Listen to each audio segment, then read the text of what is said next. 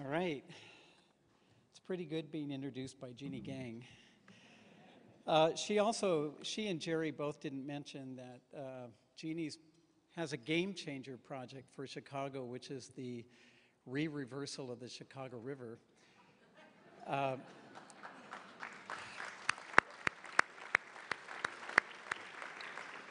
Which I think 5 years ago you couldn't talk about openly in public to reverse the river, and now everybody is very excited by this plan. So Jeannie is a true game changer in Chicago. We're lucky to have her.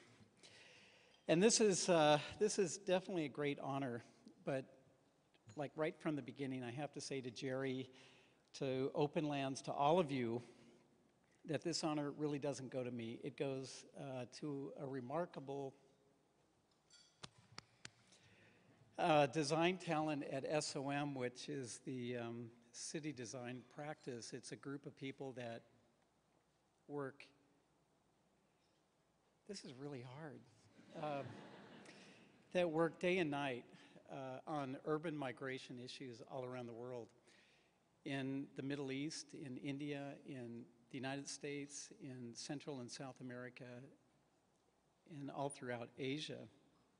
And this group of people are in our London, New York, Chicago, San Francisco, Shanghai offices. A lot of them are here today, along with many of my partners and directors. And those guys are amazing because they always say yes. No matter what I come up with, they say yes. And I just can't believe it that no one has said no. So I really want to thank everybody from SOM, and a lot of them are here, so could you all please stand up? And I would like the whole room to congratulate you.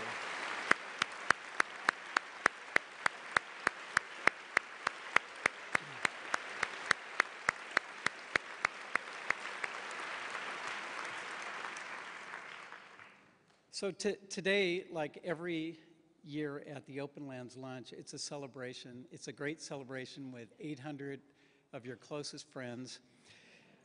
And it's really a reflection of our full collective journey toward making the world a more sustainable, a more in-balanced place for all living things. And in reality, this is our century. We have to do it. I mean, we have to do this. We have to get it right now.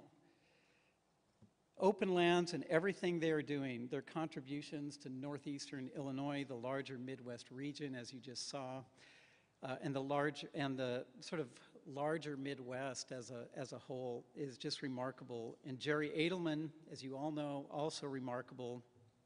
His ability to engage us all in his ideas, no matter where they are. We've gone to far western China with him. We've gone all through Cook County with him. We've gone all through Chicago with him. We've even gone to remote, far-off places like Lockport with him. You still don't need a passport to get there, but... And with Jerry and other great environmental leaders in the Chicago region like George and Vicki Ranney, so many, I can't even mention them all, Dave Ulrich. They've really taught me that in this larger urban design and planning field, which has so much to do with directing growth and preserving ecosystems, we can live a full life without damaging the only planet we have. I think that's our goal. We all want to live a full life, but we don't want to damage this planet for the next generations. We can have a sustainable economy with innovative jobs, innovative companies, industries that is more profitable than the ordinary economy we have today. We can design and build sustainable regions, cities, buildings that are better than the ordinary buildings, cities, regions we build today. And we can celebrate a sustainable life that is better than an ordinary life.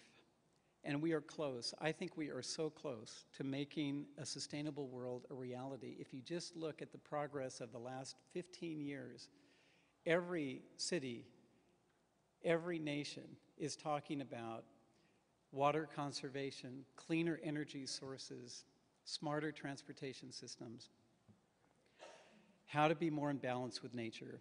I think we will see this in our lifetimes. We will see all of us emerge into a sustainable world in our lifetimes. Now, I'm going to show a short little film that's done by two other super talents in Chicago, Rick Valicenti and John Poboleski, who are here somewhere right there, of Thirst. And this short 4-minute film is really an introduction to a great project we've been working on for the last 4 years. It's a 100-year vision for the Great Lakes and St. Lawrence River. That's why we are lucky to have Mayor George Hartwell with us today from Grand Rapids, who has been a big supporter of this effort. Dave Ulrich, huge supporter of this effort for quite a long time.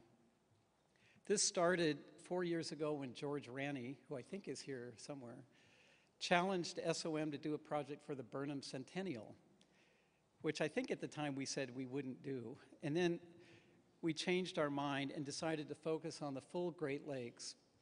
When we met Dave Ulrich, he said you can't just focus on the Great Lakes, you have to add the St. Lawrence River to it. And then when we met these people in Quebec, they said, no, you have to include the Gulf of St. Lawrence because it's all one watershed.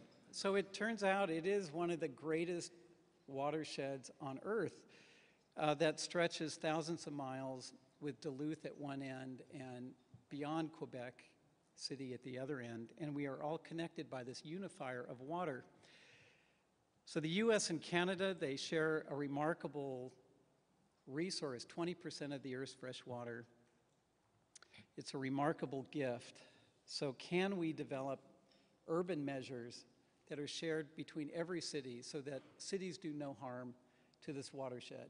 Can agriculture across borders have agricultural measures that stop putting pesticides and nutrients in the watersheds that end up in the Great Lakes? How do we address the stewardship challenges?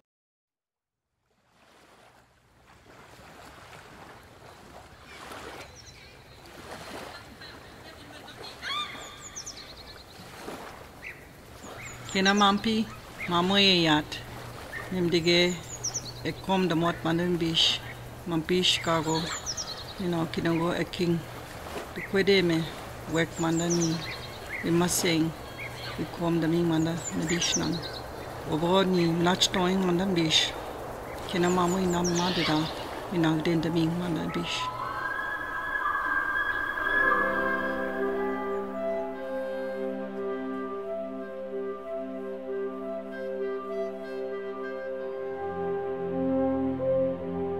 This water is life. Cette eau, c'est la vie.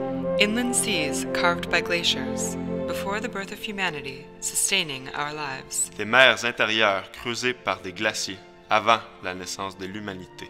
Cette eau, c'est notre survie.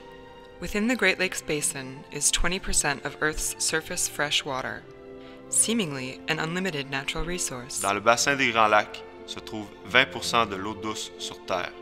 À première vue, une ressource naturelle inépuisable. Bountiful, beautiful, valuable, shared. Généreuse, magnifique, précieuse, commune. What do the Great Lakes need from us? As their people, what can we do together? Quel est notre rôle envers les Grands Lacs, nous qui sommes leurs habitants? Que peut-on faire ensemble? अनगिनत लोगों की तरह हम साथ मिलकर क्या कर सकते हैं? نحن سكان هذا الإقليم وماذا بإمكاننا نحن أن نعمل؟ First, the Great Lakes show us our region without borders. Premièrement, les Grands Lacs nous montrent notre région sans frontières. The Great Lakes encourage us to dissolve the man-made borders between states, between nations. Ces derniers nous encouragent à défaire les barrières humaines entre les États, entre les nations. Second, the Great Lakes invite us to take responsibility forever in how we do business, plan, govern, consume, and conserve. Deuxièmement, les Grands Lacs nous invitent à nous responsabiliser pour toujours dans notre façon de faire les affaires, de planifier, de gouverner, de consommer et de protéger. Third, the Great Lakes invite us to realize the full potential of their gift. Troisièmement, les Grands Lacs nous invitent à réaliser le plein potentiel de leur don. The Great Lakes encourage a shared way of life. Les Grands Lacs encouragent un mode de vie commun. Voor een gedeelde manier van leven. 拥有一个共享的生活方式。 Sustained by our abundant geography and enhanced by cooperation. our cities and universities allied along high-speed connections. Possible grâce à une géographie abondante, enrichie par notre coopération, nos villes et universités interreliées par des voies à grande vitesse. And finally, the Great Lakes invite us to see that we live in a vast international park. Finalement, les Grands Lacs nous invitent à voir que l'on vit dans un vaste parc international And to behave accordingly with stewardship and the joy of living. et à agir convenablement avec engagement et joie de vivre. The Great Lakes encourage us to work in harmony, pursuing a shared vision. Les Grands Lacs nous encouragent à travailler en harmonie, poursuivant une vision partagée. The Great Lakes century has begun. The region will renew and restore and prepare for the return of dynamic growth to the lands surrounding these precious waters. Le siècle des Grands Lacs a commencé. La région va se renouveler et se restaurer. Préparons-nous au retour d'une croissance dynamique dans les territoires bordant ces eaux précieuses. Our Great Lakes. Nos Grands Lacs. Nuestros grandes lagos. Nasze wielkie jeziora.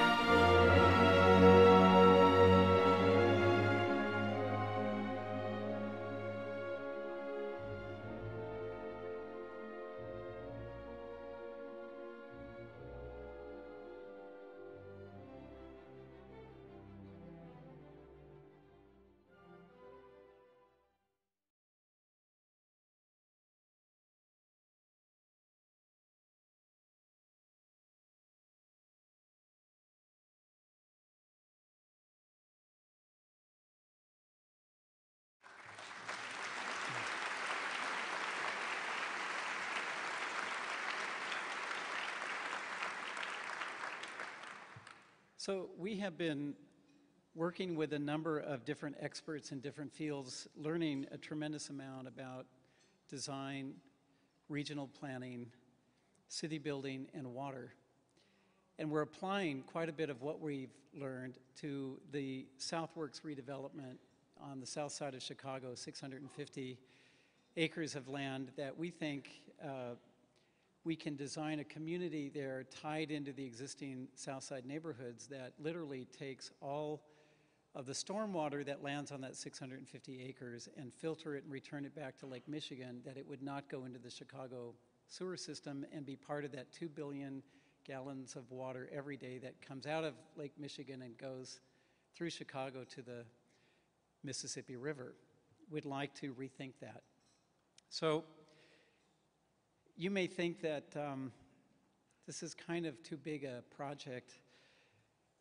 It does seem big. It's home to 50 million people, 15,000 towns and cities, but I think that Chicagoans understand this, especially when you relate it back to the Burnham Plan 100 years ago, that nothing happens, really, nothing happens unless first we dream. And so we're dreaming right now, but it's going to happen. So thank you all so very much for this recognition. And anyway, and if you want to help us on the Great Lakes, you're more than welcome. So thank you very much.